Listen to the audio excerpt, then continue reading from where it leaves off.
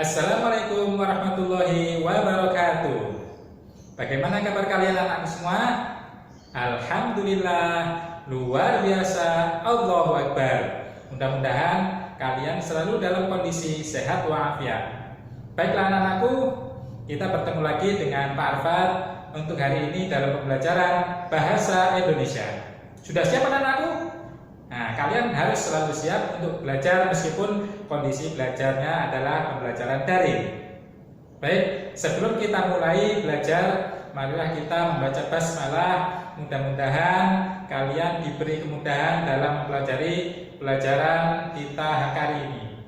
Bismillahirrahmanirrahim. Marilah kita mulai pembelajarannya.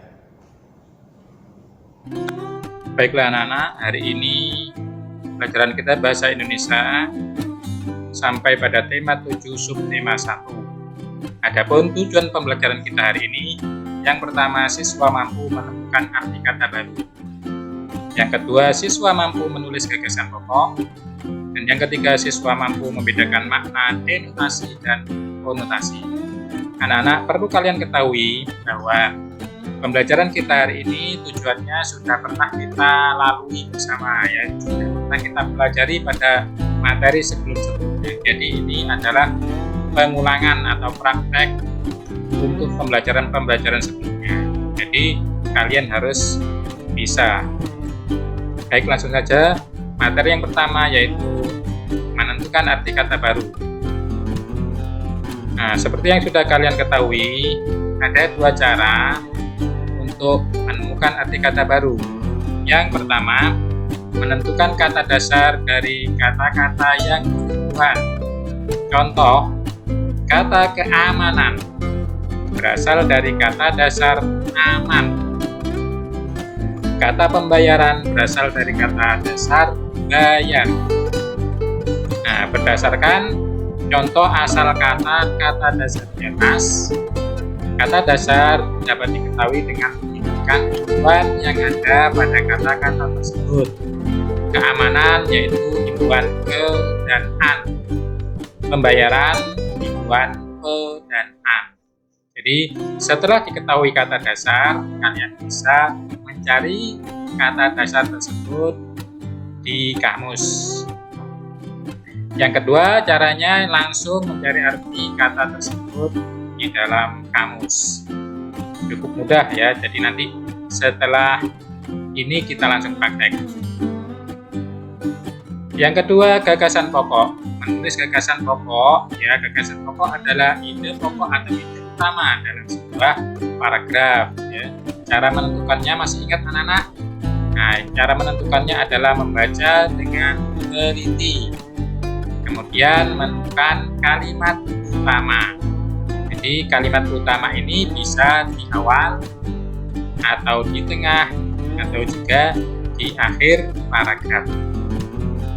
Nah, baik, untuk materi yang pertama, menemukan arti kata.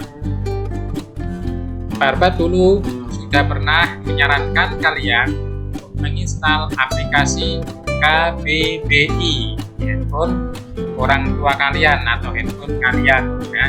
Jadi supaya kalian bisa mencari arti kata secara offline atau tidak memakai internet ya. Jadi kalian tinggal membuka aplikasi KBBI tersebut dan mengetik kata yang dicari. Jadi silakan dipersiapkan ballpoint kalian dan dibuka buku paket kalian halaman 5. Silakan ditulis, ini sudah Pak Arfad carikan arti kata-kata yang ada di halaman 5 poin A. Yang pertama, dialek. Arti katanya adalah variasi bahasa yang berbeda. Silakan ditulis anak-anak. Yang kedua, ritual. Arti katanya adalah tindakan seremonial atau keagamaan. Yang ketiga, rumpun. Artinya adalah orang-orang satu keturunan. Yang keempat, ornamen. Artinya hiasan yang dibuat. Yang kelima, perawakan. Arti katanya adalah bentuk tubuh. Dan yang terakhir adalah populasi. Artinya jumlah penduduk di suatu daerah. Ya, silakan ditulis. Kalau sudah, kita lanjutkan ke materi yang kedua tadi, yaitu menulis gagasan pokok. Halaman yang sama di halaman 5, poin B. Nah, setelah Pak Arfad baca ya, bacaan yang berjudul suku asmat, Pak Arfad dapat menentukan gagasan-gagasan pokok setiap paragraf. Kalian tinggal menyalin yang disampaikan oleh Pak Arfad. Nanti prakteknya kalian harus bisa mencari sendiri. Yang pertama, paragraf pertama, memiliki dua populasi yang berbeda dalam hal dialek, cara hidup, dan ritual. Ini adalah gagasan pokok paragraf pertama. Silakan kalian tinggal menyalin. Paragraf yang kedua, suku Asmat terkenal dengan patung Asmat, yaitu ukiran kayu yang unik. Paragraf ketiga, berisikan atau gagasan pokoknya adalah ciri fisik suku Asmat. Paragraf yang keempat, gagasan pokoknya adalah mata pencarian suku Asmat. Ya, mata pencarian itu adalah pekerjaan suku Asmat. Ya. Paragraf yang kelima, cara mencari makan dan makanan suku Asmat. Dan paragraf yang keenam adalah pola hidup yang bisa diteladani dari suku Asmat. Ya, demikianlah gagasan pokok yang ada di dalam bacaan suku Asmat. Nanti Pak Arfad akan memberikan tugas kalian untuk menulis gagasan pokok.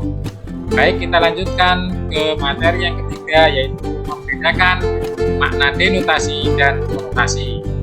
Nah, ini juga sudah pernah kalian pelajari pada pembelajaran sebelumnya. Makna denotasi merupakan makna sebenarnya. Ingat-ingat anak-anak ya, denotasi sebenarnya yang ada di kamus. Jadi makna denotasi adalah makna yang sebenarnya. Jadi kalau ada kalimat denotasi, berarti kalimat yang mengandung makna sebenarnya. Contohnya, nomor 1. Angin semalam menumbangkan pohon kelapa di tepi pantai. Kata menumbangkan memiliki makna denotasi, ya, yang artinya yaitu membuat tumbang atau roboh. Jadi bisa diucapkan angin semalam membuat tumbang pohon kelapa di tepi pantai. Contoh yang kedua, ikan bernapas dengan pingsan. Makna denotasi dari bernapas yaitu mengisap dan mengeluarkan udara. Jadi bisa diucapkan ikan mengisap dan mengeluarkan udara dengan pingsan. Jadi makna denotasi yaitu makna yang sebenarnya. Kebalikannya sekarang yaitu makna konotasi. Makna konotasi adalah makna yang bukan sebenarnya, yang tidak ada di kamus atau bisa diucapkan dengan sebutan kiasan atau makna kiasan. Ya. Contohnya, yang pertama, regu A berhasil menumbangkan regu B. Ya, jadi kalau tadi menumbangkan artinya adalah merobohkan. Ya. Jadi kalau arti konotasinya adalah mengalahkan, jadi bukan merobohkan. Jadi regu A berhasil mengalahkan regu B. Nomor 2, setelah bebas dari tahanan, kini ia dapat bernapas lagi. Nah, tadi bernapas artinya mengisap dan mengeluarkan udara. Jadi kalau kalimat konotasi artinya adalah bebas dari tekanan. Jadi di dalam tahanan dia pasti juga bernapas, tetapi tidak bebas dari tekanan kalau makna denotasi. Nah, makanya di sini yang benar adalah makna konotasi, yaitu terbebas dari tekanan. Baik anak-anak, sekarang kita berlatih menjelaskan makna kata yang dicetak miring pada kalimat berikut. Nomor 1. Karena kemarau panjang, daun pohon jati itu berguguran. Kata yang dicetak miring adalah berguguran. Kira-kira apa maknanya? Ini nanti termasuk denotasi ataukah konotasi? Nah, untuk makna denotasi, kata berguguran adalah mati dalam pertempuran. Sedangkan makna konotasi adalah banyak yang jatuh. Jadi makna yang tepat adalah termasuk makna konotasi. Jadi kalimat pertama, karena kemarau panjang, daun pohon jati itu berguguran, termasuk makna konotasi. Berikutnya nomor 2. Suara ombak memecah batu karang. Nah, makna denotasi dari kata memecah adalah merusak. Sedangkan makna konotasinya adalah menjadi pecah-pecah. Nah, kira-kira yang sesuai yang mana? Nah, makna konotasi. Ya, jadi suara ombak memecah batu karang yang menjadi pecah-pecah atau menimbulkan suara yang sangat keras. Kalimat yang ketiga, pesona Pantai Anyer masih melekat di ingatan Rina. Kata yang dicetak miring adalah kata melekat. Makna denotasi kata melekat adalah menempel erat. Makna konotasinya adalah tertanam. Nah, yang tepat dari arti dari kata melekat di dalam kalimat ketiga ini adalah makna konotasi. Jadi pesona Pantai Anyer masih melekat atau tertanam di dalam ingatan Rina. Yang keempat, berita terdamparnya seekor paus di pulau itu masih hangat. Kata yang tercetak miring adalah terdampar. Makna denotasi dari terdampar adalah hanyut tercampak ke darat. Makna konotasinya adalah kandas. Nah, untuk kalimat yang keempat ini termasuk memiliki arti denotasi. Ya, jadi ikan pausnya hanyut tercampak ke darat atau disebut terdampar. Kalimat yang terakhir nomor 5, Adit memetik bunga melati.